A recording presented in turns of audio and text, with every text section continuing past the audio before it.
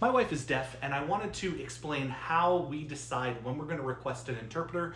For context, we just posted a video asking all of you, when do you think we have the right to request an interpreter? We got replies everywhere from, it doesn't matter if there are 5 people in the audience, you should request one, to it doesn't matter if it's a giant arena, shut up, you disabled Karen.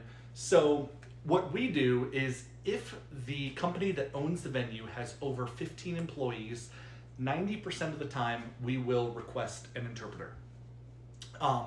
If we are traveling, that might be an exception because, if we're not familiar with the venue, we just want to play it safe, and I'll tend to just jump in and interpret there.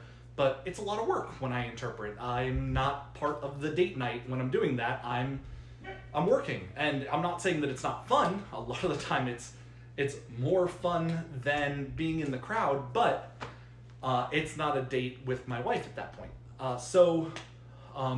My familiarity with the bands is also important. If I'm not familiar with the bands, it's a lot of work for me to become familiar enough to interpret well.